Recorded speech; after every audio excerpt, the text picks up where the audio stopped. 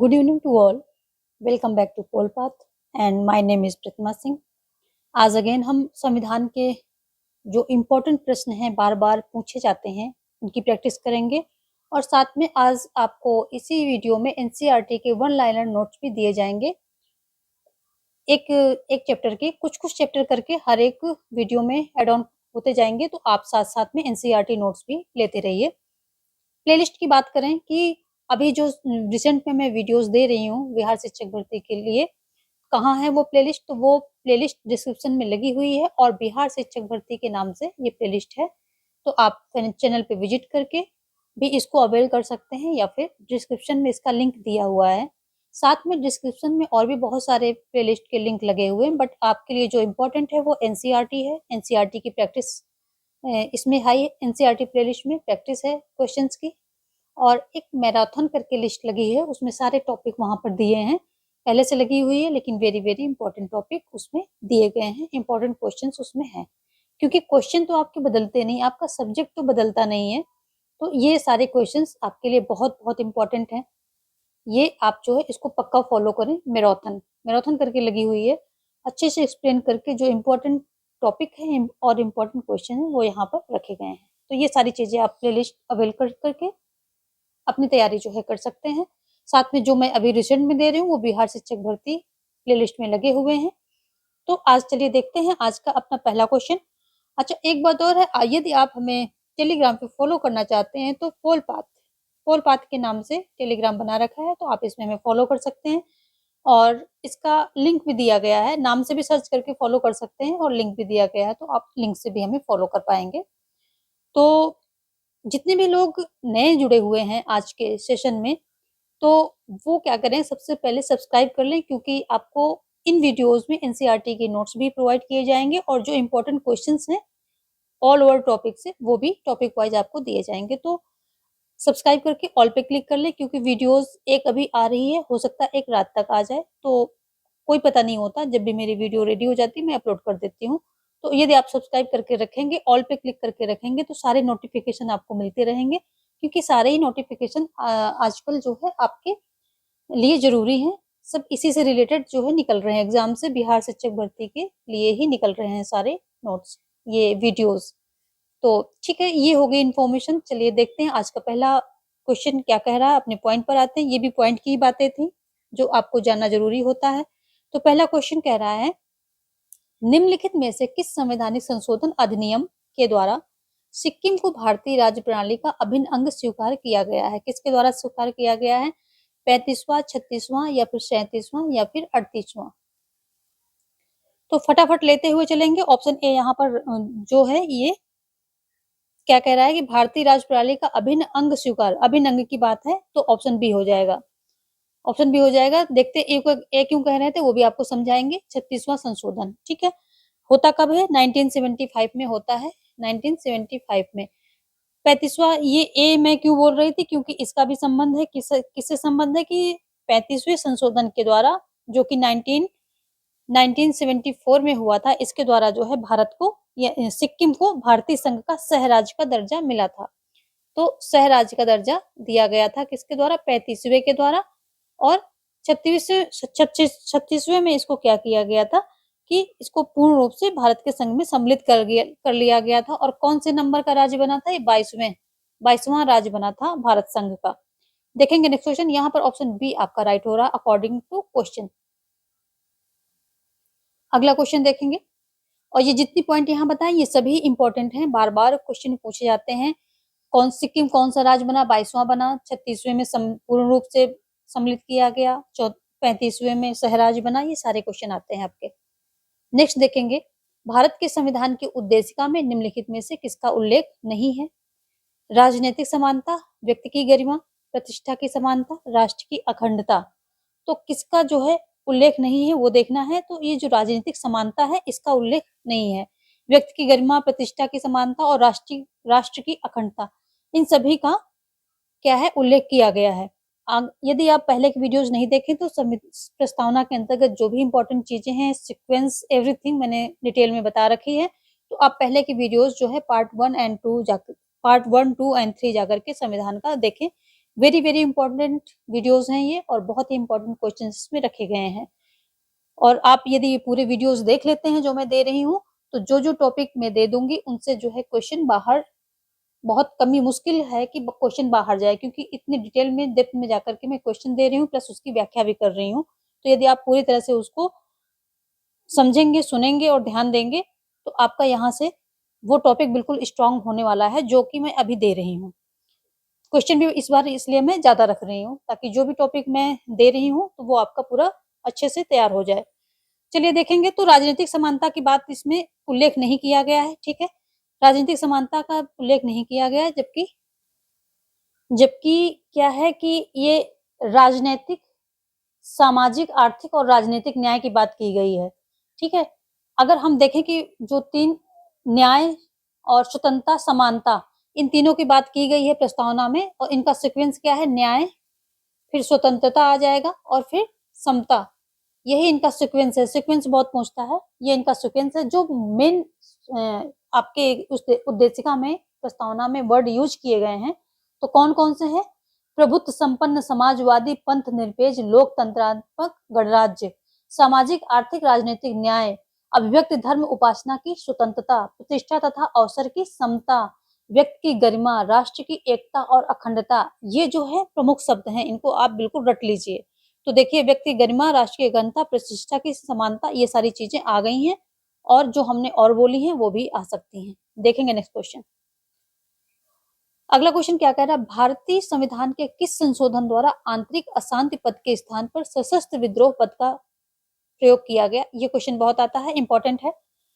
ये 44वां संशोधन, 43rd या 42nd या 41st, कौन से संशोधन के द्वारा ऐसा प्रावधान किया कि जो आंतरिक अशांति है इस पद के स्थान पर सशस्त्र विद्रोह का पद प्रयोग किया गया? क्योंकि इंदिरा जी ने आंतरिक अशांति के नाम पर क्या कर दिया था, जो इमरजेंसी लगा दी थी और ऐसी वहां इमरजेंसी कोई आवश्यकता नहीं थी, इसलिए जो इसको हटा करके अब सशस्त्र विद्रोह के रख दिया गया है यहाँ पर। तो किसके द्वारा ये रखा गया ये आपको बताना है। तो ऑप्शन ए यहाँ पर राइट हो जाएगा। 44th अमेंडमेंट हुआ कब था?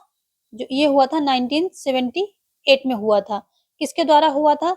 जो जनता पार्टी की सरकार थी वो आई थी इंदिरा जी के बाद, मिली जुली गठबंधन की सरकार थी, उसने ये किया था ये अमेंडमेंट। और इसके द्वारा क्या किया गया था कि ये जो 352 में 352 के अंतर्गत कौन सा शब्द दिया गया था? आंतरिक अशांति शब्द को हटाकर सशस्त्र विद्रोह स्थापित कर दिया था, ठीक है। 352 के अंतर्गत क्या लगता है आप मुझे बताएंगे। 352 के जो ये है इसमें क्या बात कही गई है, इसके द्वारा कौन सा प्रावधान किया गया है, ठीक है। सभी को पता होगा और नहीं है तो होना चाहिए, इसको पता कीजिए और मुझे कमेंट बॉक्स में बताइए कि 352 में क्या प्रावधान किया गया है, ठीक है। यहाँ से ये वर्ड हटा करके और ये वर्ड रख दिया गया था। देखेंगे नेक्स्ट क्वेश्चन। जितने भी लोग जुड़े हैं सेशन को लाइक कर देंगे, सेशन को लाइक पक्का कर देंगे सभी लोग और शेयर भी कर देंगे। सब्सक्राइब यदि नहीं किया है अभी तक तो वो भी कर लेंगे, क्योंकि यहाँ से ऐसे ही इंपॉर्टेंट वीडियोस निकलती रहती हैं जो हर तरह से आपके लिए बेनिफिशियल हैं यदि आपका ये सब्जेक्ट है तो। क्वेश्चन नंबर 4 देखेंगे। भारतीय संविधान की समवर्ती सूची में निम्नलिखित में क्या शामिल नहीं है? जनसंख्या नियंत्रण एवं परिवार नियोजन, समवर्ती सूची की बात हो रही जिसमें दोनों कानून बना लेते हैं। राज्य एवं केंद्र, आर्थिक एवं सामाजिक योजना, लोक व्यवस्था, विवाह और विवाह विच्छेद। तो क्या शामिल नहीं है वो आपको देखना है कि क्या शामिल नहीं है। ऑप्शन यहाँ पर कौन सा? सी राइट होगा, लोक व्यवस्था। लोक व्यवस्था किसका? राज्य सूची का विषय है, ये राज्य सूची का विषय है। और बाकी की जो जनसंख्या नियंत्रण एवं परिवार नियोजन, आर्थिक एवं सामाजिक योजना, विवाह और विवाह विच्छेद, ये सब क्या है? ये संबंधित है समवर्ती सूची से। याद कर लीजिए ये क्वेश्चन, ये जो टॉपिक हैं, कुछ टॉपिक हैं जो कि बार बार आते हैं, वो मैंने सब यहाँ पर रखे हैं और इन सबको आप नोट डाउन कर लीजिए। यही टॉपिक बार बार पूछे जाते हैं कि कौन से समवर्ती सूची से है, कौन से राज्य सूची का नहीं है, कौन से संघ सूची का नहीं है। तो मैंने इस तरह के कई क्वेश्चन रखे हैं, इनको आप नोट डाउन करते जाइए। नेक्स्ट देखेंगे, जैसे कि आप यहाँ से 3 नोट डाउन कर लीजिए कि ये क्या है, समवर्ती सूची के हैं और ये 3 है, 1-2 और हैं। इन्हीं में से बार बार क्वेश्चन घुमा फिरा के पूछता रहता है। तो समवर्ती सूची के क्वेश्चन अलग नोट डाउन कीजिए और राज्य के अलग, संघ के अलग, कुछ वहाँ टॉपिक है, कुछ इंपॉर्टेंट विषय हैं जो बार-बार पूछे जाते हैं। नेक्स्ट देखेंगे, भारत का संविधान निर्मित हुआ है 2 जनवरी 1930 को, 15 अगस्त 1947 को, 26 नवंबर 1949 को या 26 जनवरी 1950 को। तो देखेंगे जो भारतीय संविधान निर्मित कब होता है, ये बन के तैयार होता है 26 नवंबर 1949 को, ठीक है, निर्मित होता है। अब संविधान बनने में कुल टोटल टाइम जो पूछता है 2 वर्ष 11 महीने और 18 दिन, ठीक है, 18 दिन, इतना टोटल जो है टाइम लगता है, 11 महीने 18 दिन, ये इनका टाइम पीरियड है। और प्रारूप पर कुल 114 दिन बहस हुई थी, बहस भी पूछ लेता है, 114 दिन की बहस हुई थी इनकी, जो प्रारूप तैयार किए गए थे उन पर 114 दिन इनकी बहस हुई थी। और 26 नवंबर 1949 को कुछ इसके जो लॉ कानून थे वो प्रवृत्त कर दिए थे, यानी कि लागू कर दिए, शुरू हो जाते थे, लागू कर दिए गए थे, लेकिन बचे हुए जो है 26 जनवरी 1950 को लागू किए गए थे। तो यही इसकी क्या होता है, संविधान के लागू होने की तिथि भी यही है। तो अगर लागू पूछ ले तो 50 है, 26 जनवरी 1950 है, बन के तैयार कब हुआ तो 15 अगस्त 47 ने यहाँ 26 नवंबर 1949 को जो है ये बनकर के तैयार हो जाता है, और कुछ इसके कानून लागू हो जाते हैं, कुछ बच जाते हैं। ऑप्शन यहाँ पर सी आपका राइट हो रहा है, निर्मित होने की डेट पूछ रहा है तो सी राइट हो रहा है, और डी तो लागू होने की तिथि है। देखेंगे नेक्स्ट क्वेश्चन, विधानसभा में किसी दल के निर्वाचित सदस्यों के दल बदल पर निम्नलिखित में से किसने प्रतिबंध लगाया? संविधान का 52nd संशोधन अधिनियम, जनप्रतिनिधि का कानून, संविधान का 42वां संशोधन अधिनियम, संविधान का 74th संशोधन अधिनियम। तो दल बदल में किसने प्रतिबंध लगाया है? ये काफी फेमस क्वेश्चन है, आप सभी को पता होगा, फिर भी ये बहुत ही इंपॉर्टेंट है। तो ये ऑप्शन यहाँ पर आपका राइट हो जाएगा ए। संविधान का जो 52nd अमेंडमेंट था, और ये होता कब है 1985, डेट भी पूछ लेता है, तो 1985 में ये संशोधन होता है। इसमें जो है क्या कर दिया जाता है कि संसद के जो सदस्य होते हैं, विधानसभा सदस्य, इनकी सदस्यता के आधार जो है, किस आधार पे इनकी सदस्यता समाप्त हो जाएगी यदि ये दल बदल करते हैं, तो ये सब प्रावधान इसमें कर दिए गए थे। जबकि जो ये 2003 में इसी में थोड़ा सा और इम्प्रूवमेंट करके 2003 में 91st यानी कि 91वां संविधान संशोधन आता है, ठीक है। इसमें सामूहिक दल बदल को प्रतिबंधित किया है। तो अगर सामूहिक दल बदल की बात की जाए कि सामूहिक दल बदल किसमें प्रतिबंधित किया गया है, तो वो 91st में किया जाएगा, ठीक है। 91st में सामूहिक दल बदल इसमें जो है प्रतिबंधित कर दिया गया। अब दल बदल नहीं होगा, बल्कि दल विलय के आधार पर ही दल बदल किया जा सकता है, यानी कि दल का ही विलय कर दो दूसरे दल में, तभी जो है वो सामूहिक दल बदल हो सकता है। चलिए आगे देखेंगे, यहाँ पर ऑप्शन ए आपका सही हो रहा है। 74th 72nd 42nd ये सब आपको जो है पता है। 42nd अमेंडमेंट, इसको लघु संविधान कहा जाता है, बहुत सारा इसमें चेंजेस होते हैं। 74th किससे संबंधित है ये आप मुझे बताएंगे, ठीक है। ये 74th संशोधन किससे संबंधित है, 73rd एंड 4th, ये दोनों आप मुझे कमेंट बॉक्स में बताएंगे। आगे देखेंगे, भारतीय संविधान वकीलों का स्वर्ग है, किसका कथन है? जवाहरलाल नेहरू, जेनिंग्स, केसी वियर या एवी डाइसी। तो भारतीय संविधान वकीलों का स्वर्ग है, ये किसका कथन है? ये कथन है जेनिंग्स का। ऑप्शन यहाँ पर बी राइट हो जाएगा, जेनिंग्स। ये क्वेश्चन एक तरह से और पूछा जाता है कि भारतीय कथन दे देगा, कथन अभिकथन जिसको कहते हैं, कि भारतीय संविधान वकीलों का स्वर्ग है, फिर कारण दे देगा। कारण क्या देगा कि संविधान निर्माती सभा में वकीलों का वर्चस्व था। तो ये इसमें क्या हो जाएगा, कथन दोनों राइट है, और क्या है कारण जो है यानी कि आर एक ही सही व्याख्या कर रहा है, तो ये हो जाएगा, यानी कि दोनों सही हैं और ये इसकी व्याख्या भी सही कर रहा है, क्योंकि भारतीय संविधान वकीलों का स्वर्ग था। और जेनिंग्स ने इसकी आलोचना करते हुए यही कहा था कि जो है भारतीय संविधान जो है वकीलों का स्वर्ग है, क्योंकि यहाँ पर बहुत ज्यादा वकील थे, इस संविधान सभा के अंतर्गत बहुत ज्यादा जो है वकील थे, उनका वर्चस्व था। तो क्वेश्चन इस तरह से आए कथन कारण में तब भी सही है, अगर वर्चस्व था वहां पर वकीलों का तो वो सही हो जाएगा, और बाकी ये भी सही है। नेक्स्ट देखेंगे, संविधान भारत को घोषित करता है, क्या घोषित करता है? संप्रभुता संपन्न, समाजवादी, धर्मनिरपेक्ष, लोकतंत्रात्मक, गणराज्य। दूसरा है संप्रभुता संपन्न, समाजवादी, धर्मनिरपेक्ष, गणतंत्रात्मक, लोकतंत्र। और फिर क्या है? संप्रभुता संपन्न, समाजवादी, धर्मनिरपेक्ष, लोकतंत्रात्मक राज्य। चौथा कह रहा है संप्रभुता संपन्न, समाजवादी, धर्मनिरपेक्ष, लोकतंत्रात्मक राष्ट्रमंडल।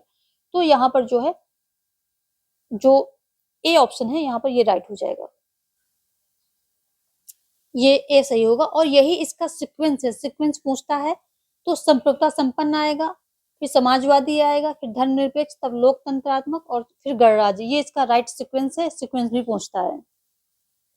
नेक्स्ट देखेंगे, भारतीय संविधान के विषय में निम्नलिखित कथन किसका है? भारतीय संविधान अधिक कठोर तथा अधिक लचीले के मध्य एक अच्छा संतुलन स्थापित करता है। ये कौन कह रहा है? तो ये कहने वाले जो है केसी वीर महोदय हैं। ऑप्शन ए यहाँ पर आपका राइट हो जाएगा। जबकि अंबेडकर जी क्या कहते हैं संविधान के बारे में कि मैं अनुभव करता हूं कि यह संविधान व्यवहारिक है, लचीला है, इसमें शांतिकाल व युद्ध काल में देश की एकता बनाए रखने का सामर्थ्य है। ऐसा जो है अंबेडकर जी बोलते हैं। नेक्स्ट देखेंगे, यहाँ पर जो है ए राइट हो रहा है। अगला क्वेश्चन क्या कह रहा है? भारतीय संविधान इनमें से किसका सर्वाधिक ऋणी है? स्विट्जरलैंड का संविधान, संयुक्त राज्य अमेरिका का संविधान, भारत शासन अधिनियम 1935 या कनाडा का संविधान। किसका ऋणी है पूछ रहा है। यहाँ पर ऑप्शन सी सही हो जाएगा। सर्वाधिक ऋणी किसका है? जो भारत शासन अधिनियम 1935 है, इसका सर्वाधिक ऋणी है। या फिर क्वेश्चन इस तरह से आ जाता है कि भारत के संविधान पर सर्वाधिक प्रभाव किसका है, तो 1935 का जो अधिनियम है उसी का है। ठीक है, इसमें लगभग 200 अधिनियम ज्यों के त्यों या उनमें थोड़ा बहुत संशोधन करके इसमें भारतीय संविधान का में रख लिए गए थे। ठीक है, ये 1935 वाले से उठा करके जो आज का संविधान है उसमें रख लिए गए थे लगभग 200। थोड़ा बहुत संशोधन किसी में कर लिया या फिर ज्यों का त्यों उठा करके रख लिया। तो ऑप्शन यहाँ पर सी सही हो जाएगा। नेक्स्ट देखेंगे, भारत में संविधान की मूल संरचना के सिद्धांत का स्रोत है, क्या है? भारत का संविधान है, न्यायिक व्याख्या है, न्यायविदों के मत हैं, संसदीय कानून है, क्या है यहाँ पर? तो क्या हो जाएगा? जो मूल संरचना का सिद्धांत है इसका स्रोत है न्यायिक व्याख्या, क्योंकि जो बार बार ये जो न्यायिक व्याख्या हुई है न्यायालयों में जस्टिस ये न्यायाधीशों के द्वारा, इसी से जो है मूल संरचना सिद्धांत का यही स्रोत है। ये जैसे सबसे मेन तो क्या है, केशवानंद भारती केस में, केशवानंद इसमें जो है ये सर्वोच्च न्यायालय की विशेष न्यायपीठ ने ये निर्णय दिया था कि संशोधन की शक्ति द्वारा संविधान के जो आधारभूत ढांचे सारवान तथा आधारभूत ढांचे को नष्ट नहीं किया जा सकता है। तो न्यायिक व्याख्या के द्वारा है मूल संरचना सिद्धांत का एक प्रकार से निकल करके आया है। तो स्रोत क्या है? न्यायिक व्याख्या। नेक्स्ट देखेंगे, भारत को मृदु राज्य किसने कहा है? गुन्नार मंडल ने कहा है, मायरान मीनर ने कहा है, रजनी कोठारी ने कहा या केशी वियर ने कहा है? किसने कहा है मृदुराज? तो जो गुन्नार मंडल ने भारत को मृदुराज बताया है। और मृदुराज का आशय होता क्या है? जो शस्त्र एवं हथियारों से संपन्न नहीं है किंतु सांस्कृतिक एवं सामाजिक आर्थिक दृष्टिकोण से संपन्न होता है, ऐसे राज्य को क्या कहा जाता है? मृदुराज्य। कि उसके पास शस्त्र और हथियार तो बहुत ज्यादा नहीं होते हैं, लेकिन उसकी संस्कृति बहुत रिच होती है, सामाजिक और आर्थिक जो उसका दृष्टिकोण होता है वो बहुत रिच होता है। ऑप्शन ए यहाँ पर राइट है, यानी कि सकारात्मक व्याख्या दी है भारत की गुन्नार मंडल ने। नेक्स्ट देखते हैं, हम संविधान के अंतर्गत हैं लेकिन संविधान वही है जो न्यायाधीश कहते हैं। संयुक्त राज्य अमेरिका के अतिरिक्त निम्नलिखित में से ये किस देश के लिए यह लागू हो सकता है? स्विट्जरलैंड के लिए, यूके के लिए, भारत के लिए या फिर रूस के लिए? किसके लिए जो है ये लागू हो सकता है? तो ऑप्शन यहाँ क्या हो जाएगा? बी हो जाएगा। ठीक है, ये जैसे संयुक्त राज्य अमेरिका में पुनरावलोकन की व्यवस्था है, वहीं से क्या किया भारत ने भी पुनरावलोकन की व्यवस्था को, प्रणाली को अपनाया है। ठीक है, तो इससे क्या है कि कि जो सर्वोच्च न्यायालय, इसका मतलब यही निकलेगा कि सर्वोच्च न्यायालय संविधान तथा उसकी सर्वोच्चता की रक्षा करेगा, उसकी व्याख्या उस अकॉर्डिंग करेगा कि संविधान की रक्षा हो सके। ठीक है, देखेंगे नेक्स्ट क्वेश्चन। अगला क्वेश्चन क्या कह रहा है कि भारत के संविधान की प्रस्तावना में प्रतिष्ठापित निम्नलिखित शब्दों का सही क्रम क्या है? स्वतंत्रता, समानता है, समानता, स्वतंत्रता, न्याय या भ्रातृत्व। तो कौन सा है सही? सीक्वेंस पक्का पूछता है, इसलिए ये क्वेश्चन हमने यहाँ से रिलेटेड रख भी दिया है। तो सबसे पहले आएगा न्याय, आएगा हमारा फर्स्ट आ जाएगा। फिर जो है उसके बाद क्या आएगा? उसके बाद आएगा आपका स्वतंत्रता, स्वतंत्रता आ जाएगा, यहाँ पर दूसरा कर लेते हैं। उसके बाद आता है आपका समानता। ठीक है, फिर आएगा समानता, तो यहाँ पर हम कर लेंगे 3। उसके बाद जो भ्रातृत्व है ये बाद में आ जाएगा, तो हम 4 कर लेंगे इसको। तो ये जो हमारा है क्या, CBAD ऑप्शन बी यहाँ पर राइट हो जाएगा।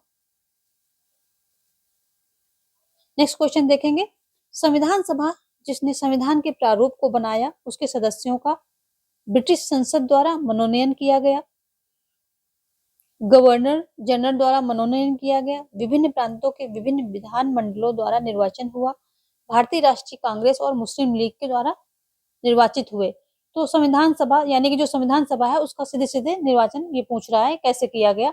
तो उसका निर्वाचन आप सभी को पता है किसके द्वारा हुआ है, जो विभिन्न प्रांतों के विधानमंडलों द्वारा निर्वाचन इनका हुआ है। ऑप्शन जो है सी राइट हो जाएगा। और ये अप्रत्यक्ष हुआ था, जनता ने प्रत्यक्ष रूप से इनको निर्वाचित नहीं किया गया, अप्रत्यक्ष जो है ये चुनाव हुआ था। नेक्स्ट देखेंगे, भारतीय संविधान की उद्देशिका का कौन सा उद्देश्य व्यक्तिवाद एवं समिष्टिवाद के मध्य सामंजस्य को विशेषतः सुनिश्चित करता है? न्याय, स्वतंत्रता, समता या फिर बंधुत्व। तो जो ऑप्शन डी है बंधुत्व, ये व्यक्तिवाद एवं समिष्टिवाद के मध्य सामंजस्य को विशेषतः क्या करता है, ये सुनिश्चित करता है। ऑप्शन यहाँ पर कौन सा हो जाएगा, डी राइट हो जाएगा। इस तरह क्वेश्चन जो है घुमा देते हैं, इसलिए ऐसे क्वेश्चन जो थोड़ा सा घूमे हुए हैं वो मैं पक्का रख रही हूँ ताकि आप लोग थोड़ा सा आइडिया लेते चलें। निम्नलिखित में से किसने संविधान सभा में यह घोषित किया था कि भारत का संविधान समय तथा परिस्थितियों के अनुसार संघात्मक और एकात्मक दोनों हो सकता है? किसने ऐसा बोला था? तो यहाँ पर B R Ambedkar, doctor B R Ambedkar द्वारा ऐसा कहा गया था संविधान सभा में। और ये प्रारूप समिति के अध्यक्ष हैं, तो वो भी आप ध्यान रखेंगे। किसके? प्रारूप समिति के अध्यक्ष भी थे कौन? बी आर अम्बेडकर महोदय। देखेंगे नेक्स्ट क्वेश्चन। क्वेश्चन देखो जो भी है आपको इजी लग रहे हैं तब भी उतने फोकस से देखिए, क्योंकि इजी क्वेश्चन जो है ज्यादा मार्क देते हैं, और जो घूमे हुए क्वेश्चन है थोड़ा सा जो आपको घुमा रहे हैं वो मैं ज्यादा रखने की कोशिश कर रही हूँ, ताकि आपको टाइप ऑफ क्वेश्चन लेकर के थोड़ा आइडिया लगे कि कैसे इनका जो है निकालना है सोल्यूशन, कैसे इनको देना है। तो फोकस्ड होकर के देखिए। यदि आपको लग रहा है कि आप थके हुए हैं तो 5-10 मिनट ब्रेक लेकर के चाय कॉफी ले लीजिए, उसके बाद वापस वीडियो में आइए। लेकिन जितना भी लीजिए, जितना भी पढ़िए उतना ध्यान से पढ़िए, एक एक चीज अभी आपको ग्रैब करनी है। क्वेश्चन देखेंगे दूसरा क्या कह रहा है। क्वेश्चन नंबर 18, निम्नलिखित किस एक वाद ने भारतीय संसद को 24वां संवैधानिक संशोधन लागू करने के लिए प्रेरित किया? क्वेश्चन को जो है घुमा दिया है, कुछ भी नहीं है इस क्वेश्चन में लेकिन घुमा दिया है। देखो सबसे पहले देख लो कि 24वां जो है होता कब है, ये 1971 में संशोधन होता है। 1971 में ये संशोधन होता है। और अगर बात करें तो 368 और 13 कौन कौन से अनुच्छेद संशोधित किए जाते हैं? 368 और अनुच्छेद 13, इन दोनों को क्या किया जाता है, ये दोनों जो अनुच्छेद हैं इन दोनों में संशोधन किया गया था। ठीक है, 24वें संशोधन के संवैधानिक संशोधन के द्वारा, जो कि 1971 में हुआ था। और ये कौन सा ऐसा जो वाद था जिसके द्वारा ये संशोधन इनको करना पड़ा? तो जो गोलकनाथ आपका ये केस था, गोलकनाथ मामले में जो उत्पन्न स्थितियों में सुधार करने के लिए क्या किया गया था कि ये संशोधन 24वां संशोधन किया गया था। इसमें होता क्या है, जो एक शॉर्ट में देखें तो इसमें जो ये राष्ट्रपति को संविधान संशोधन विधेयक पर अपनी अनुमति देने के लिए बाध्य कर दिया गया। ठीक है, तो संशोधन किया गया और क्या किया गया कि राष्ट्रपति को जो संवैधानिक संशोधन होंगे, संविधान संशोधन विधेयक होंगे, तो उस पर अपनी अनुमति देने के लिए इसको बाध्य कर दिया गया। किसको? राष्ट्रपति को। तो बाध्यता यहाँ कर दी थी, बाध्यता संवैधानिक संशोधन विधेयक पर। देखेंगे नेक्स्ट क्वेश्चन, यहाँ पर सी ऑप्शन राइट हो रहा है। आसपास का समझते हैं तो आपको दूसरे क्वेश्चन सॉल्व करने में भी आसानी होगी, प्लस आपको ये कॉन्सेप्ट जो है क्लियर हो जाएगा। तो आपको क्या रहेगा कि याद रहेगा, क्वेश्चन याद रहेगा। इसलिए उसको मैं थोड़ा सा डिटेल बता देती हूँ, जो रिलेटेड डिटेल है, ताकि आपके दूसरे क्वेश्चन भी सॉल्व हो सकें और आपका कॉन्सेप्ट भी क्लियर हो जाए। मेरा मोटिव सिर्फ यही रहता है, आपका टाइम बर्बाद करना या टाइम ज्यादा खींचना मेरा बिल्कुल भी उद्देश्य नहीं होता है। देखेंगे नेक्स्ट क्वेश्चन, निम्नांकित में से कौन सी एक विशेषता राज्यों के पुनर्गठन की नहीं है? अविनाशी, परवर्ती, संसद को किसी राज्य के नाम को बदलने का अधिकार है, केंद्रीय संसद को नए राज्य के निर्माण का अधिकार है। ठीक है, तो कौन सी एक विशेषता राज्यों के पुनर्गठन की नहीं है? तो ये यहाँ पर हो जाएगा क्या आपका ऑप्शन ए, अविनाशी। पहली बात तो अविनाशी जो है ये हमारे में है ही नहीं, ये इससे संबंधित नहीं बल्कि हमारे संविधान से ही संबंधित नहीं है, क्योंकि जो ये यहाँ पर कॉन्सेप्ट है हमारे, ये विनाशी राज्यों का अविनाशी संघ है। हमारे यहाँ एक कॉन्सेप्ट है विनाशी राज्यों का अविनाशी संघ, अविनाशी संघ है, जबकि अमेरिका में उल्टा है। क्या है? अविनाशी राज्यों का विनाशी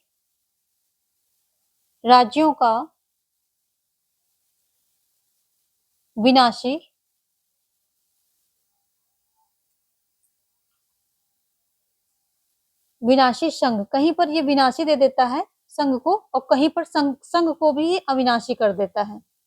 अविनाशी संघ, अविनाशी राज्यों का अविनाशी संघ, तो दोनों ही टर्म यहाँ पर यूज हो जाते हैं, कहीं कहीं पर दोनों ही यूज होते हैं। तो भारत का ध्यान रखिए, विनाशी राज्यों का अविनाशी संघ, राज्यों का विनाश हो सकता है लेकिन संघ का नहीं, क्योंकि जो ये पुनर्गठन है राज्यों के पुनर्गठन का नहीं पूछा, तो नहीं, ये ऑप्शन ए हो जाएगा। बाकी सभी इससे पुनर्गठन से संबंधित हैं। और जो अनुच्छेद 3 है इसमें राज्यों के निर्माण, वर्तमान राज्यों के क्षेत्रों, सीमाओं, नामों में परिवर्तन, ये सब चीजें जो इंक्लूडेड हैं किसमें? अनुच्छेद 3 में। देखेंगे नेक्स्ट क्वेश्चन। अगला क्वेश्चन क्या कह रहा है कि निम्नलिखित में से कौन सा एक भारतीय संविधान की पहली अनुसूची का प्रावधान नहीं है? पहली अनुसूची का, राज्य, संघ राज्य क्षेत्र, राज्यों के नाम और क्षेत्र, नागरिकता। तो जो है यहाँ पर पहली अनुसूची का नागरिकता नहीं होगा। नागरिकता कहाँ है? अनुच्छेद 5 से 11 के बीच में दिया गया है। और बाकी के तीनों, संघ राज्य क्षेत्र, राज्य, राज्यों के नाम और राज्य क्षेत्र, ये सभी क्या है? पहली अनुसूची के विषय हैं। पहली अनुसूची में इन सभी का जो है प्रावधान किया गया है। चलिए देखेंगे नेक्स्ट क्वेश्चन। नेक्स्ट क्वेश्चन क्या कह रहा है कि 42वें संविधान संशोधन के पश्चात भारत के संविधान की समवर्ती सूची का विषय है, कितना है? 47 है, 52 है, 61 है या 66 है? तो ऑप्शन यहाँ पर हो जाएगा कितना? 52। संविधान जो समवर्ती सूची का विषय है अब कितना है? संशोधन के बाद 52, संशोधन के पहले कितना था? 47 था। जो ये 42वां संविधान संशोधन होता है, 42वां संविधान संशोधन होता कब है? 1976 में होता है। इसके द्वारा क्या किया गया था कि जो ये राज्य सूची के 5 विषय निकाल करके समवर्ती सूची में रख दिए गए थे, और इसके जो है 47 से 52 बन गए थे। कौन कौन से थे ये पूछता है। तो शिक्षा, वन, भार एवं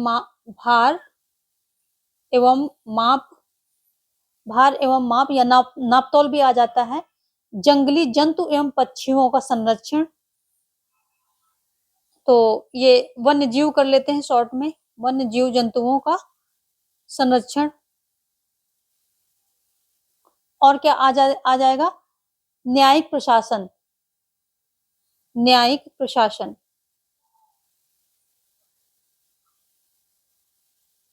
ये जो है न्यायिक प्रशासन, जो उच्च एवं उच्चतम न्यायालयों को छोड़कर सभी न्यायालय आ जाएंगे इसमें। तो ये 5 चीजें जो उठा करके कहाँ से, राज्य सूची से ली गई थी, ये भी ध्यान रखेंगे। राज्य सूची से लेकर के समवर्ती सूची में रख दी जाती हैं। समवर्ती सूची के विषय जो हैं 47 से 42 हो जाते हैं। ऑप्शन यहाँ पर बी राइट हो जाएगा। पहले पूछेगा तो 47 है।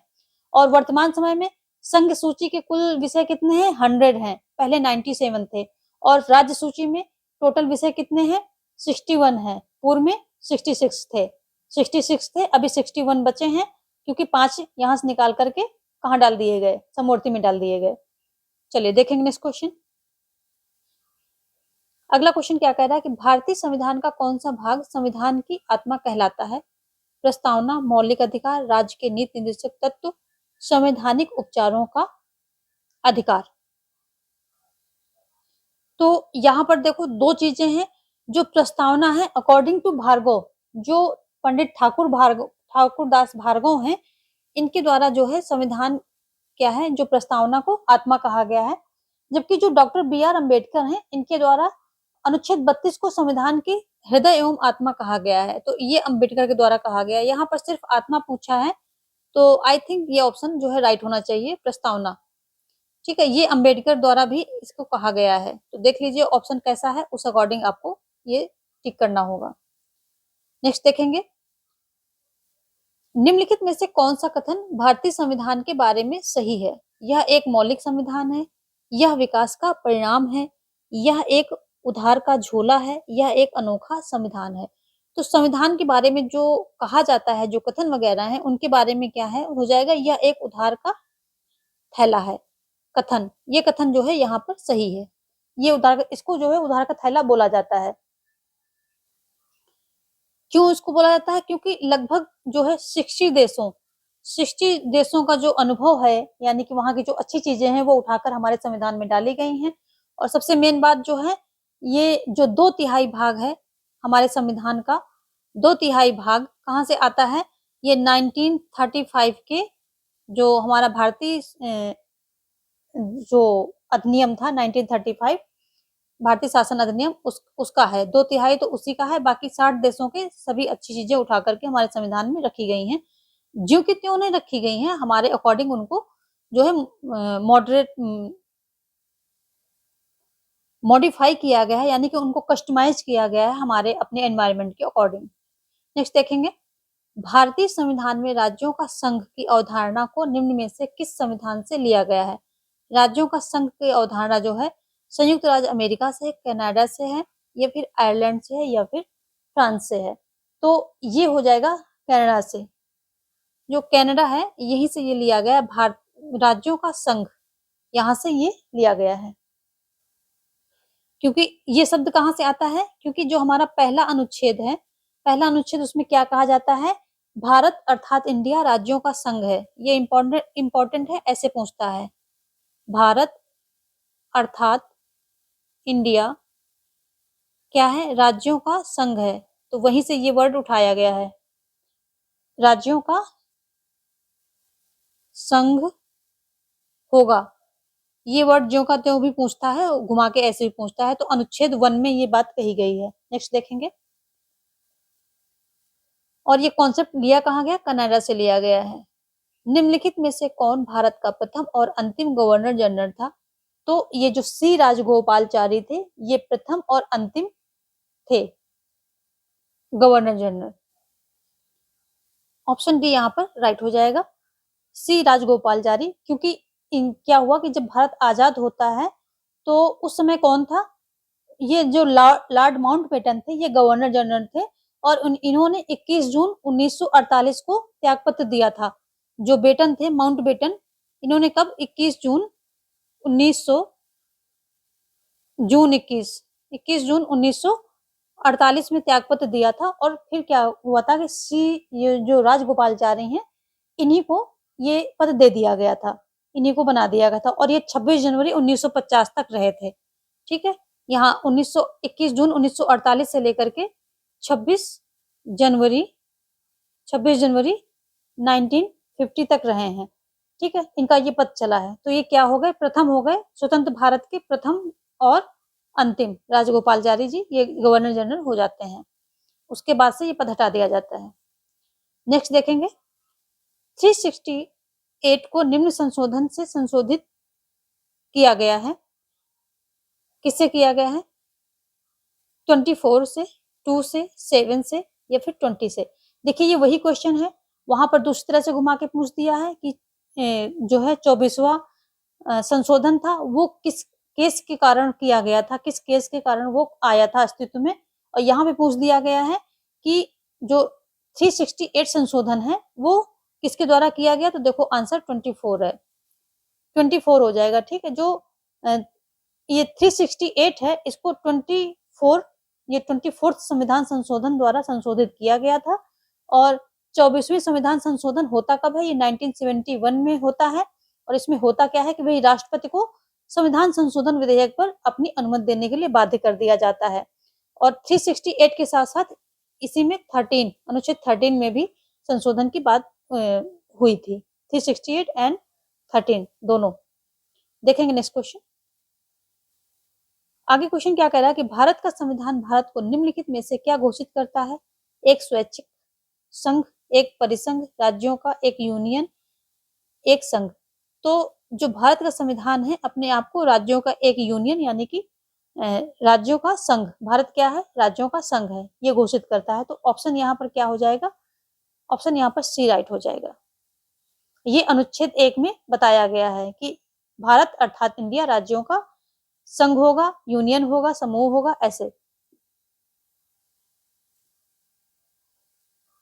नेक्स्ट देखेंगे, राज्य के नीति निर्देशक तत्व बैंक के नाम पर उस चेक की भांति है जिसका भुगतान बैंक की इच्छा पर छोड़ दिया गया है। ऐसा जो है किसने बोला है?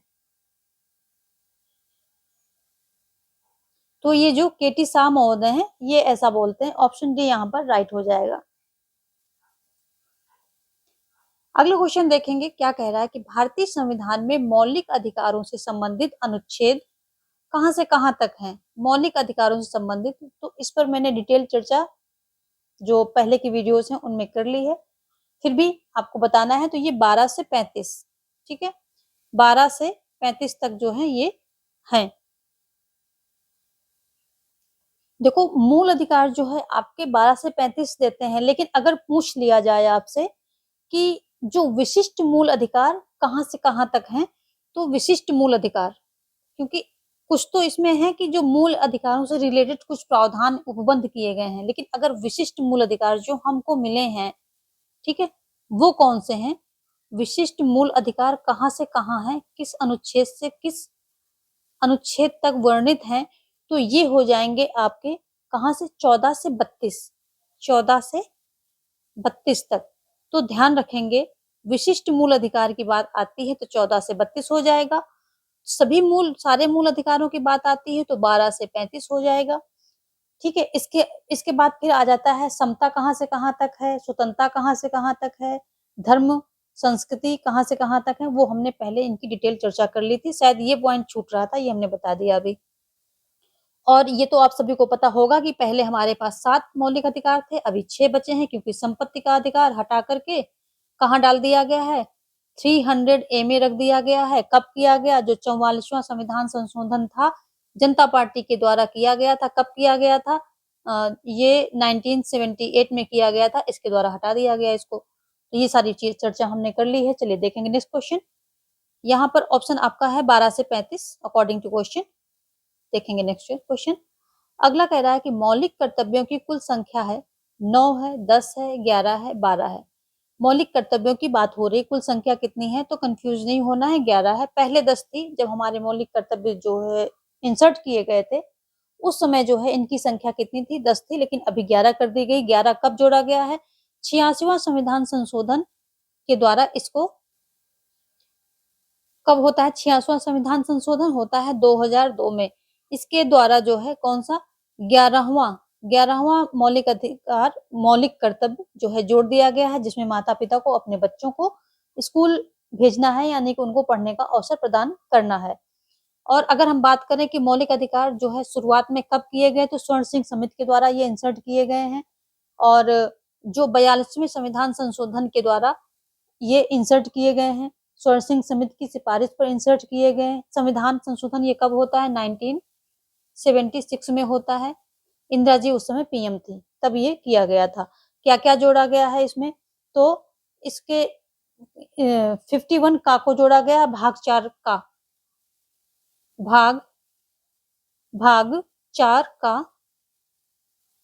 और अनुच्छेद 51 का, ये दोनों जो है जोड़े गए हैं इसके द्वारा। नेक्स्ट देखते हैं। अगला क्वेश्चन क्या हो जाएगा कि निम्न में से भारतीय संविधान का कौन सा अनुच्छेद मानव का दुर्व्यापार और बलात्श्रम को प्रतिबंधित करता है? कौन करता है? अनुच्छेद 15 करता है, अनुच्छेद 17, 18 या 23? क्या पूछ रहा है कि मानव का दुर्व्यापार और बलात्श्रम को प्रतिबंधित कौन करता है? तो देखो अनुच्छेद जो 23 और 4 है, क्या ये क्या है? शोषण के विरुद्ध अधिकार है आपका 23 और 24। तो 23 क्या करता है कि मानव का दुर्व्यापार, बलात्श्रम, बेगार, इन सब चीजों को प्रतिबंधित करता है। ऑप्शन डी आपका यहाँ पर राइट हो जाएगा। ठीक है। जो ये 24 है, ये क्या कहता है कि जो 14 साल से कम उम्र के बच्चे हैं उनको खतरनाक वाली जगहों में, यानी कि जैसे कोई माइन हुआ, फैक्ट्री हुई वैसी, तो उनमें काम नहीं करवाया जाएगा। तो ये उसको जो है बच्चों से रिलेटेड है। और बाकी के जो तीनों हैं आपके, ये क्या है? समता से संबंधित हैं। जैसे कि 15(2) क्या कहता है कि किसी भी नागरिक को जाति, धर्म, लिंग, जन्म स्थान और वंश के आधार पर ये जो दुकान, होटल, सार्वजनिक भोजनालय हैं, इन सब में क्या है? भेदभाव नहीं किया जाता है। यहाँ भेदभाव पर रोक लगाई जा रही है। ठीक है, भेदभाव पर रोक लगाई जा रही है। अनुच्छेद 17 क्या कह रहा है? ये छुआछूत, अस्पृश्यता की बात मतलब रोक रहा है। ये छुआछूत को प्रतिबंधित कर रहा है। और जो 18 है, ये उपाधियों का अंत कर रहा है। तो ये सभी क्या है? समता से इन सब चीजों को करके, ये सारे प्रावधान करके क्या है? समाज में समानता लाना चाह रहा है। तो उपाधियों का अंत, तो ये सभी जो है आपके समानता से संबंधित, समता से संबंधित आपके अधिकार हैं। कहाँ से हैं? 14 से 18। फिर 14 से 18 समता हो जाएगा, 19 से 22 स्वतंत्रता हो जाएगा, 23 से 24 आपका शोषण के विरुद्ध अधिकार हो जाएगा। ठीक है, यहाँ पर क्या हो जाएगा? ये स्वतंत्रता हो गई। और फिर आगे हम बात करें 25 से 28, तो धर्म संबंधित आपके प्रावधान यहाँ पर किए गए हैं। ठीक है, 25 से 28 धर्म संबंधी प्रावधान किए गए हैं। फिर 29, 30 में, 29 और 30 में क्या है? शिक्षा संस्कृत संबंधी प्रावधान किए गए हैं अल्पसंख्यकों के लिए। और अगर हम 31 की बात करें तो इसमें संपत्ति था पहले, जो कि अब हटा दिया गया है यहाँ से। और 32 की बात करें तो संवैधानिक उपचारों की बात की गई है। संवैधानिक उपचारों को बात की गई, यानी कि जब हमारे मौलिक अधिकार वायलेट किए जाएंगे तो हम इसके थ्रू, जो हमको इसमें संवैधानिक उपचारों का अधिकार दिया गया है, तो हम सीधा जो न्यायालय का दरवाजा खटखटा सकेंगे उनको रिस्टोर करने के लिए। तो देखिए ये सब चीजें हैं, इनको ऐसे रिलेट करके पढ़ेंगे तभी आप क्वेश्चन का आंसर करने में सक्षम होंगे। चलिए आगे देखेंगे नेक्स्ट क्वेश्चन। यहाँ पर ऑप्शन आई थिंक मैंने दिया है या नहीं, यस, डी ऑप्शन आपका यहाँ पर राइट हो जाएगा। चलिए देखेंगे नेक्स्ट क्वेश्चन क्या कह रहा है कि निम्न में कौन एक राज्य के नीति निर्देशक तत्वों के अधीन नहीं आता है? नीति निर्देशक तत्वों के अधीन नहीं आता है। अल्पसंख्यकों की रक्षा, ग्राम पंचायतों का गठन, न्यायपालिका का कार्यपालिका से पृथकीकरण, अंतरराष्ट्रीय सुरक्षा और शांति को प्रोत्साहन। तो देखो ये तीनों जो हैं ये किसके अंतर्गत आते हैं? ये आ जाते हैं आपके नीति निर्देशक जो तत्व हैं उसके अंतर्गत आ जाते हैं। लेकिन जो अल्पसंख्यकों की रक्षा है, ये कहाँ? मौलिक अधिकार में से संबंधित है। तो यहाँ पूछ रहा है नहीं, तो ऑप्शन ए सबसे पहले देख लीजिए, आपका ये राइट हो जाएगा। ये जो है 29 में आपका दिया गया है और ये मौलिक अधिकार के अंतर्गत आता है। ठीक है, 29 में दिया गया अल्पसंख्यक वर्गों के हितों के संरक्षण करना, 29 में दिया गया, ये मौलिक अधिकार में आपका आ जाता है। ग्राम पंचायतों का गठन की बात करें तो अनुच्छेद 40 में इसका विवरण है और बहुत पूछा जाता है ये। हालांकि ग्राम पंचायतों का गठन हो गया है लेकिन उसके बाद भी ये पूछा जाता है।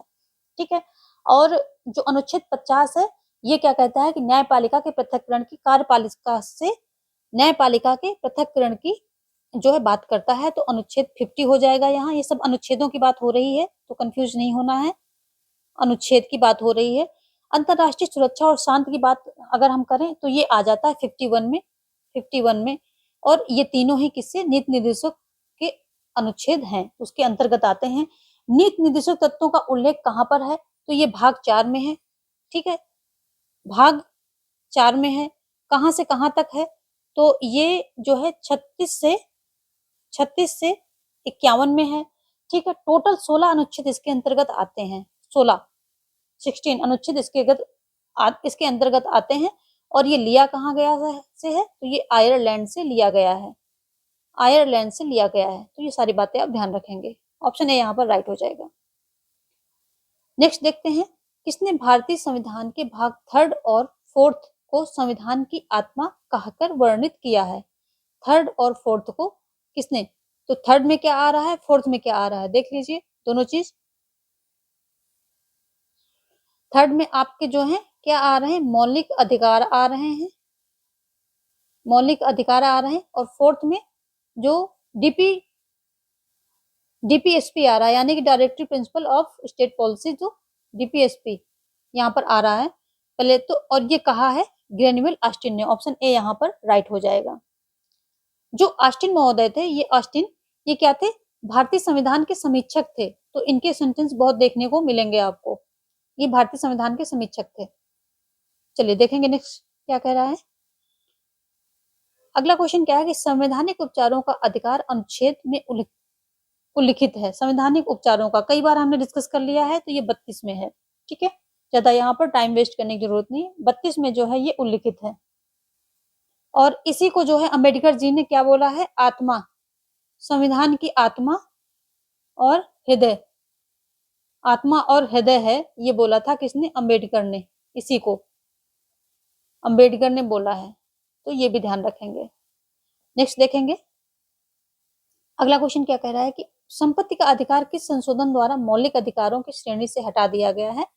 तो अभी भी हमने बात की थी, संपत्ति का अधिकार जो है मौलिक अधिकारों की श्रेणी से हटाया गया था 44th अमेंडमेंट के द्वारा, जो कि 1978 में होता है। बार बार मैं इसलिए डेट लिख रही हूँ क्योंकि ये सब डेट, ये सब चीजें पूछी जाएंगी आपसे, और आपको बार बार सुनेंगे तो रिपीट, आपको बार बार लर्न हो जाएगा, रिपीटेडली सुनने के साथ लर्न होगा।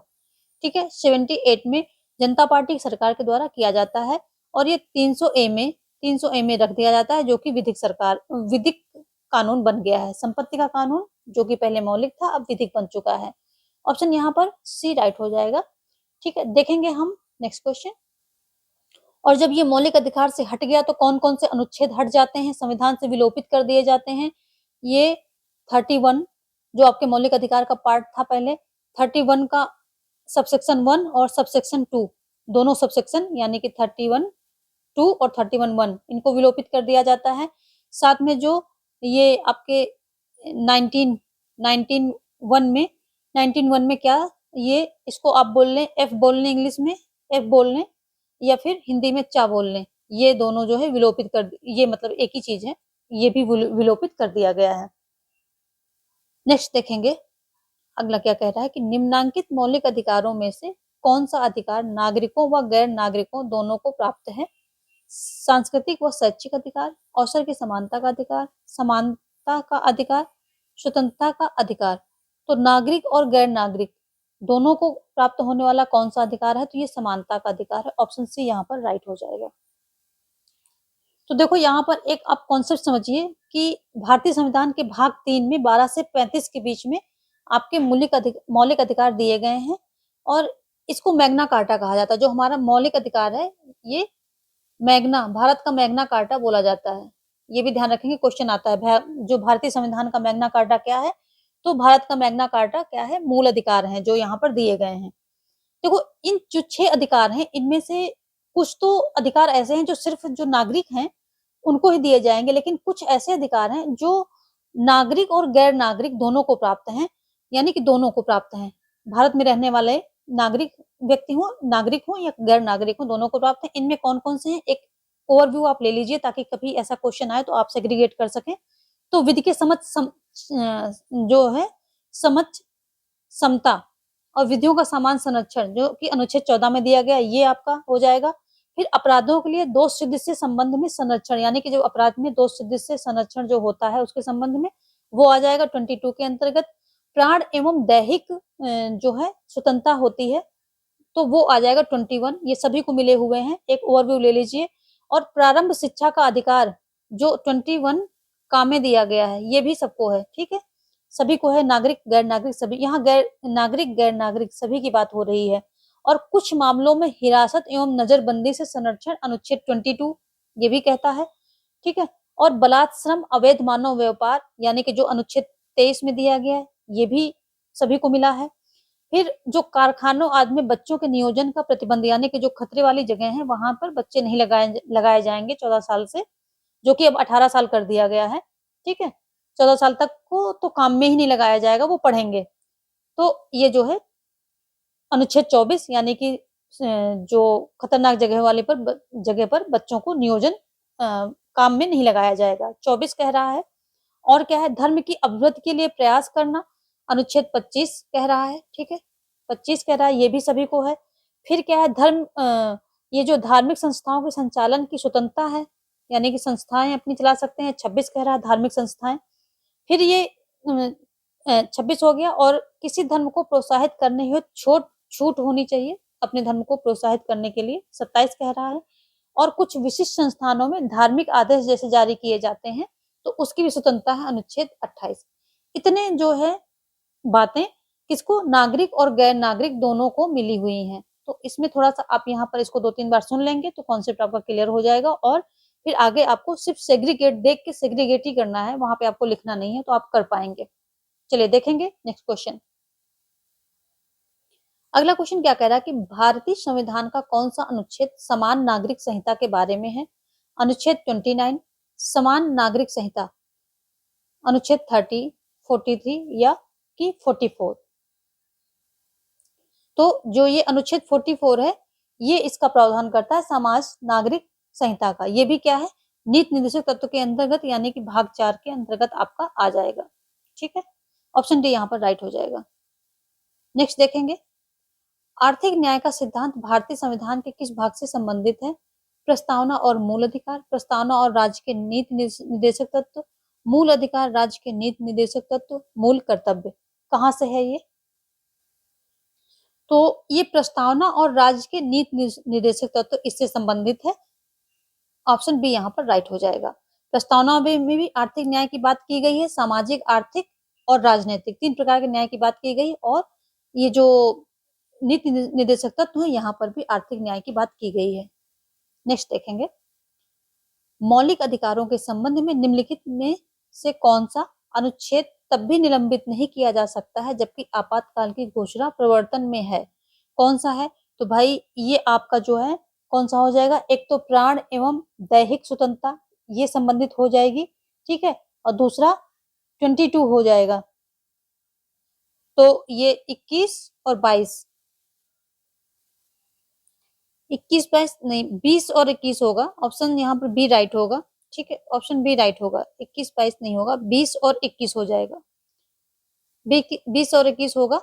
अनुच्छेद 20 और 21 क्या, जब आपातकाल की घोषणा प्रवर्तन में होगी यानी कि वो चल रही होगी, कंटिन्यू होगी, तभी ये दोनों अधिकार क्या होंगे, निलंबित नहीं होंगे, बाकी सारे हो जाएंगे। इन दोनों को छोड़ के बाकी सभी हो जाएंगे। नेक्स्ट देखेंगे,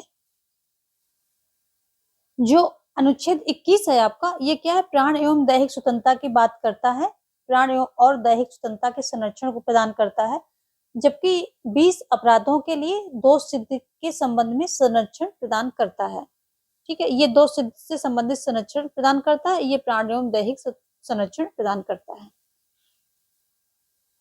क्वेश्चन 40 क्या कह रहा है कि भारत के संविधान में अंतरराष्ट्रीय शांति एवं सुरक्षा को बढ़ावा देना शामिल है। शांति एवं सुरक्षा को बढ़ावा देना शामिल है संविधान की प्रस्तावना, राज्य के नीति निर्देशक तत्व, मौलिक कर्तव्य या 7वीं अनुसूची। तो इसको तो हमने कई बार डिस्कस कर लिया कि कहाँ पर है ये, तो ये दिया गया है, जो ये राज्य के नीति निर्देशक तत्व है इसी में दिया गया। ऑप्शन बी यहाँ पर राइट हो जाएगा।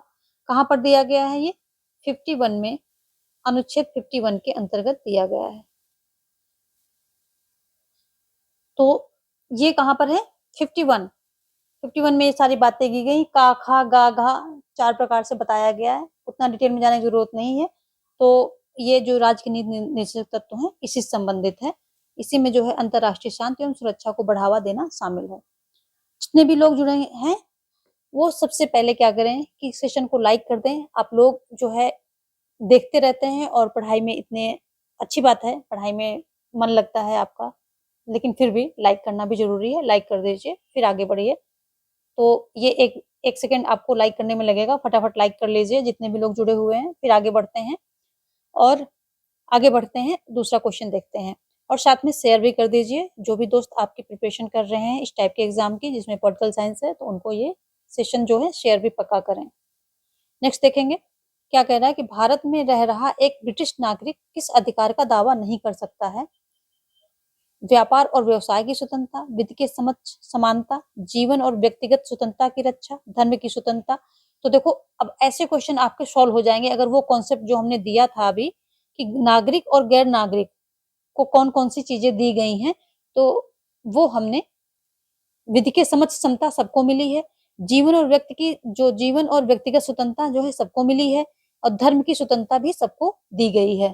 ठीक है, तो बचा क्या? व्यापार और व्यवसाय की स्वतंत्रता जो है, ये इसके लिए कोई जो है ब्रिटिश नागरिक दावा नहीं कर सकता है। जो नहीं कर सकता वो बताना, ऑप्शन ए यहाँ पर राइट हो जाएगा।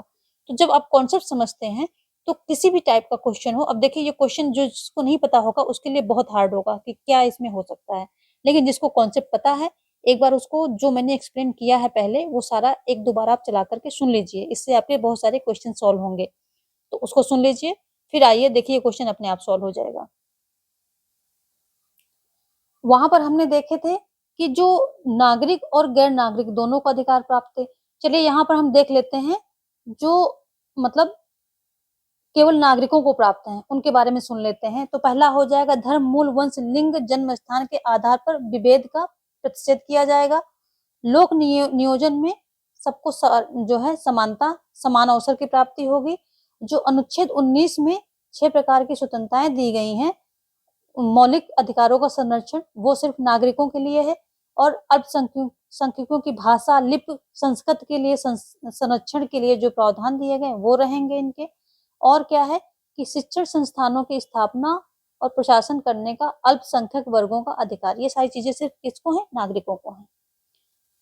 नेक्स्ट देखेंगे हम क्वेश्चन नंबर 42 क्या कह रहा है कि संविधान का कौन सा अनुच्छेद यह व्यवस्था देता है कि प्राथमिक शिक्षा के स्तर पर मातृभाषा में निर्देश देने की समुचित सुविधा प्रदान करना प्रत्येक राज्य का प्रयत्न होना चाहिए।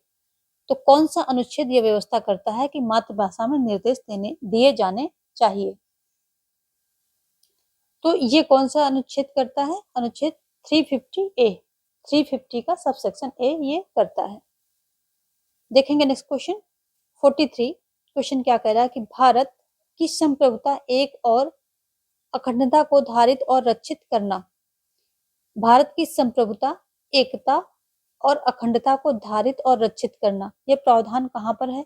संविधान की प्रस्तावना में है, राज्य के नीति निर्देशक सिद्धांतों में है, मूल अधिकारों में है या फिर कि मूल कर्तव्यों में है? कहाँ पर है?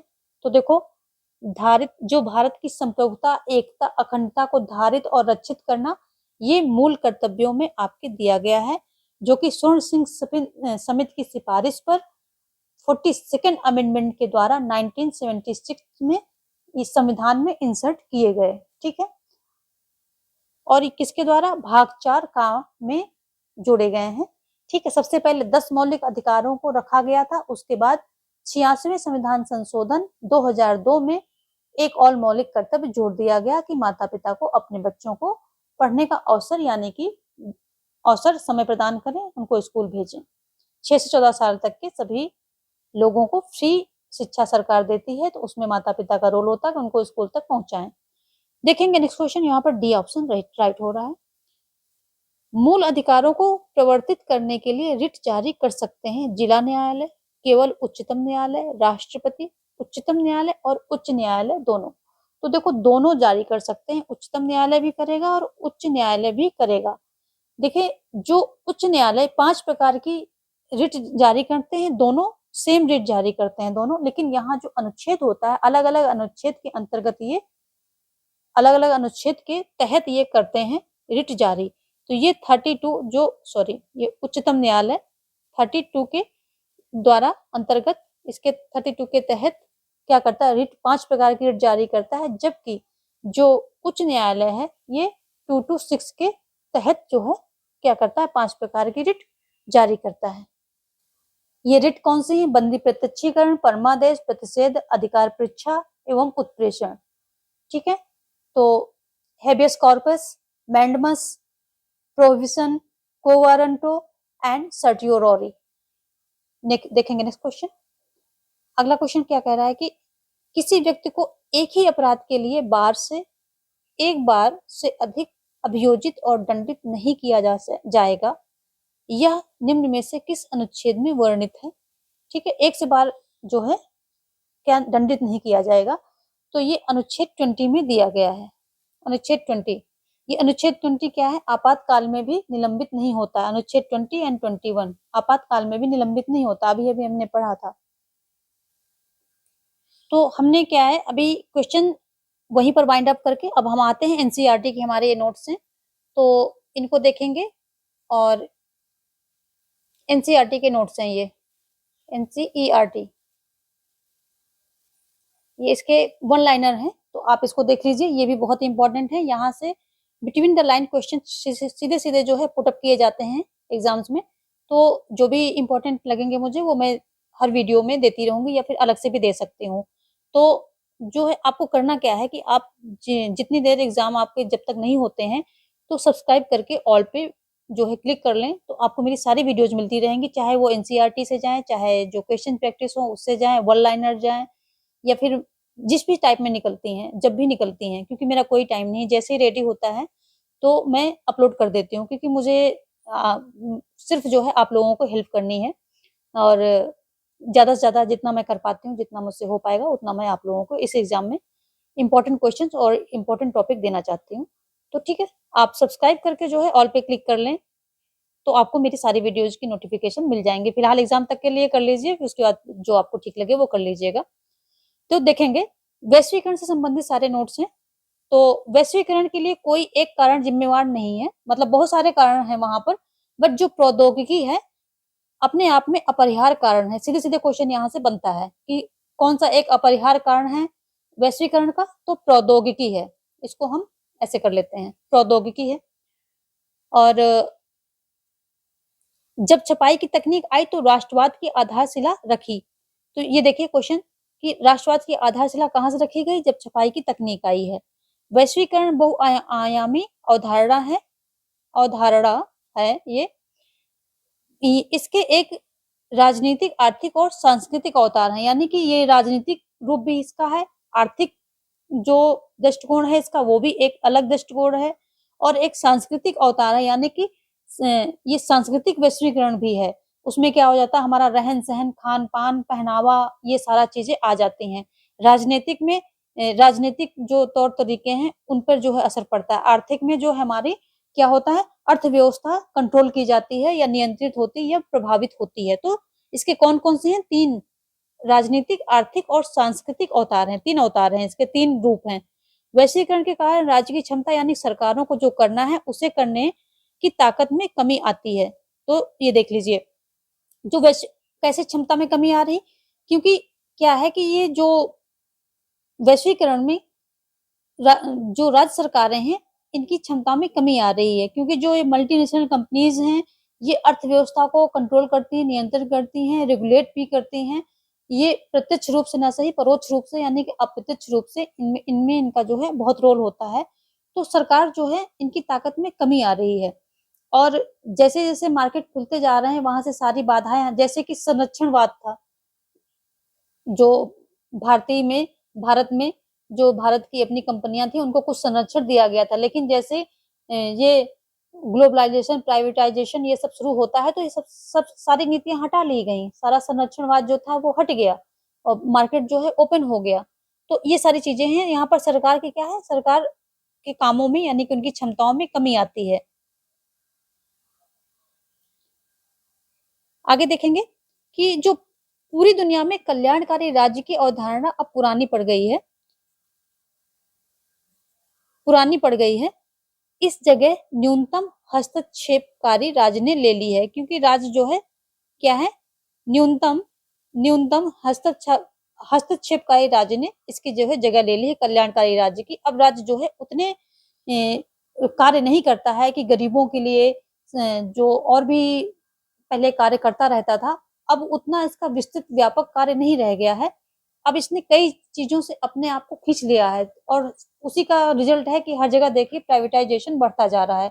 तो अब इसकी कल्याणकारी जो भूमिका है वो कम होती जा रही है और अहस्तक्षेपकारी भूमिका जो है ये बढ़ रही है राज्य की, जो रिसेंट अभी प्रेजेंट की बात हो रही है। अब कल्याणकारी राज्य की जगह किसने ले ली है? बाजार। बाजार जो है क्या करता है? आर्थिक सामाजिक प्राथमिकताओं का प्रमुख निर्धारक है। तो कौन निर्धारक है? राज्य। अब राज्य नहीं है, बाजार है। बाजार जो है आर्थिक और सामाजिक प्राथमिकताओं का प्रमुख निर्धारक बन चुका है। कुछ मायनों में राज्य की क्षमता बढ़ी है, जैसे कि नई प्रौद्योगिकी के परिणाम स्वरूप राज्य अब पहले से ज्यादा ताकतवर हैं।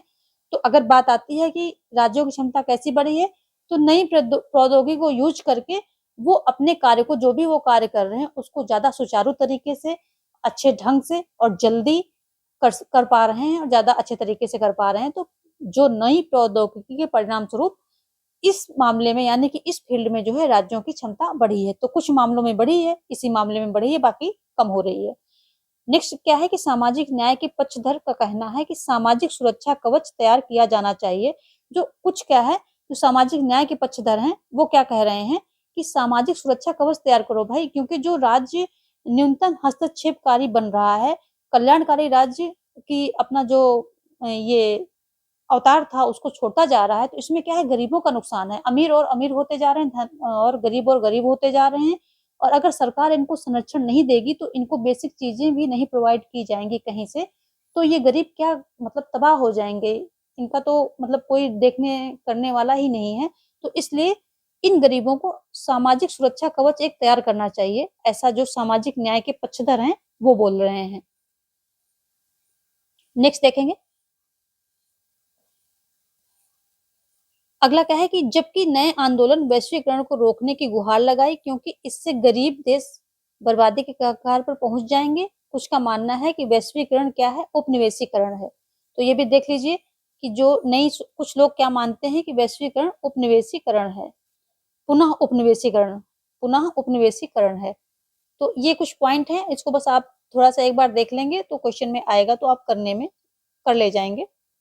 आगे क्या है कि आर्थिक वैश्वीकरण के समर्थकों का तर्क है कि इसमें समृद्धि बढ़ती है। देखो जो वैश्वीकरण है इसमें कुछ लोग समर्थन करते हैं, कुछ विचारक ऐसे हैं जो समर्थन करते हैं और कुछ इसका विरोध करते हैं। तो समर्थन क्या कहते हैं कि इससे समृद्धि बढ़ती है, क्योंकि जब आय के साधन खुलते हैं तो क्या है, समृद्धि बढ़ती है।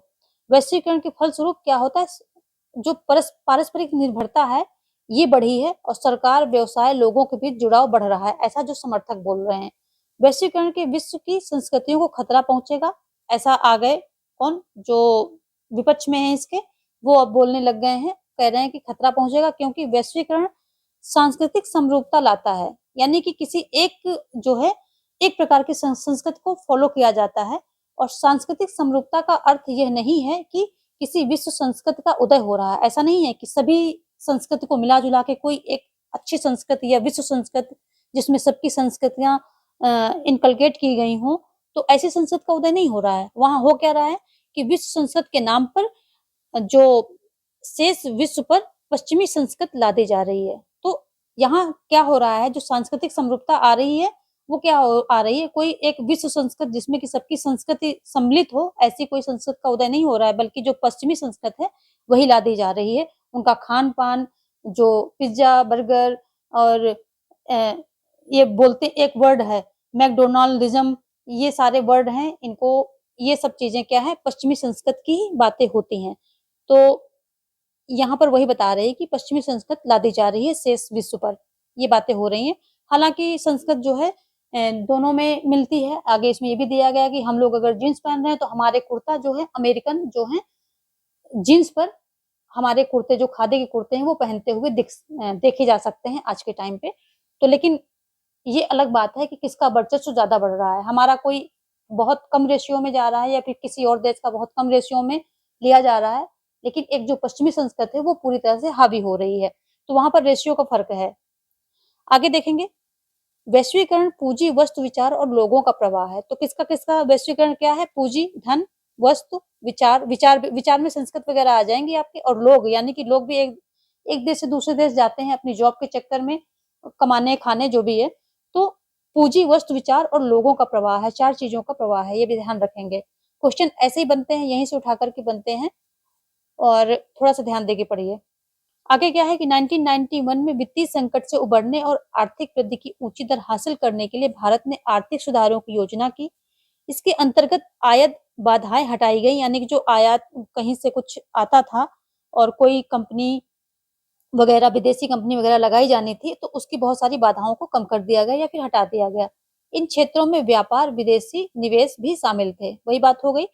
वामपंथी मानते हैं कि वैश्वीकरण से धनी और ज्यादा धनी, गरीब और ज्यादा गरीब बन जाएगा। वामपंथी कैसा मानते हैं? क्वेश्चन यहाँ से पुटअप हो सकता है कि वामपंथी कहते हैं कि धनी और ज्यादा धनी और गरीब और ज्यादा गरीब बन जाएगा।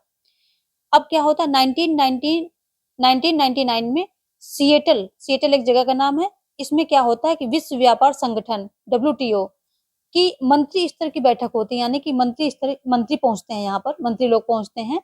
यहाँ ताकतवर देशों द्वारा व्यापार के अनुचित तौर तरीके अपनाने के विरोध में प्रदर्शन हुए थे। तो जो ताकतवर देश हैं, इनके अनुचित तौर तरीके और जो सारी नीतियां हैं, ये अपने अकॉर्डिंग वहां पर फॉर्मुलेट करवाते हैं, क्योंकि इनका जो है, ये जो संगठन जितने भी हैं, अंतरराष्ट्रीय संगठन है, इनमें जो ताकतवर देश हैं, इनका दबदबा है। तो आरोप क्या था कि विकासशील देशों के हितों को समुचित महत्व नहीं दिया जा रहा। बात सही है, वो अपने हितों को फुलफिल करने में ज्यादा, उनकी जितनी भी पॉलिसी होती है इन संगठनों की, तो उनके हितों को ज्यादा फुलफिल करते हैं, जबकि जो विकासशील देश हैं, उनके हितों को नजरअंदाज कर देते हैं। तो ये सारी बातें हैं। आगे क्या है कि नौ उदारवादी वैश्वीकरण के विरोध का एक विश्वव्यापी मंच है, वर्ल्ड सोशल फोरम है। विश्वव्यापी जो नौ उदारवादी हैं, नौ उदारवादी वैश्वीकरण के विरोध का विश्वव्यापी मंच क्या है? वर्ल्ड सोशल फोरम है। इस मंच के तहत मानवाधिकार कार्यकर्ता, पर्यावरणवादी, मजदूर, युवा, महिला कार्यकर्ता एकजुट होकर नौ उदारवादी वैश्वीकरण का विरोध करते हैं। नौ उदारवादी वैश्वीकरण, इसका विरोध करते हैं। WSF यानी कि वर्ल्ड सोशल फोरम, इसका क्वेश्चन अलग से भी पुटअप कर दिया जाता है, शॉर्ट फॉर्म दे दिया जाएगा, आपको लॉन्ग लिखना रहेगा, ऐसे करके भी पुटअप किया जाता है। तो जो वर्ल्ड सोशल फोरम है, इसकी बैठक 2001 में ब्राजील के पोर्टो अल्गेरे में हुई थी। ठीक है।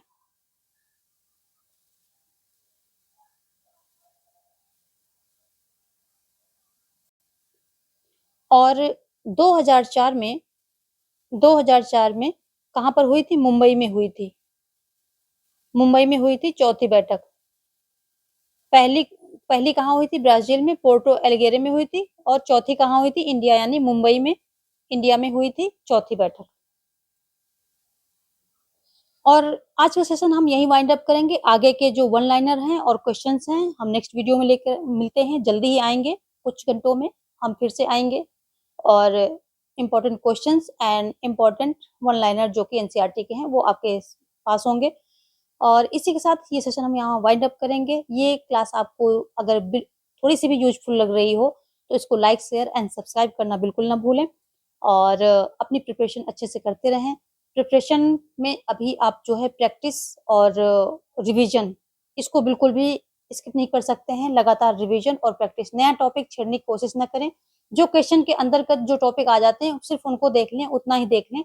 नया छेड़ने के बजाय आप जिस टॉपिक को पढ़ चुके हैं, उन पे अगर पकड़ बनाएंगे, तो आपके क्वेश्चन ज्यादा सटीक जाने वाले हैं।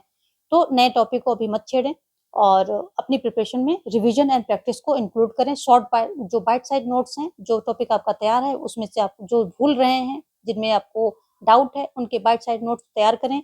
लास्ट टाइम में उनको रिवाइज करके तब एग्जाम देने जाएं। और ये जो तीनों चीजें हैं, अगर ये तीनों चीजों आप अप्लाई करते हैं, तो निश्चित ही आपका पेपर बहुत अच्छा जो है जाने वाला है। इसके साथ में आपको जो है एक अच्छी नींद और अच्छी डाइट की भी जरूरत है इस समय। तो इन सब चीजों का ध्यान रखते हुए आप तैयारी करते रहिए। बेस्ट ऑफ लक आपके प्रिपरेशन के लिए और आपके एग्जाम के लिए भी। मिलते हैं नेक्स्ट वीडियो में। जय हिंद, जय भारत।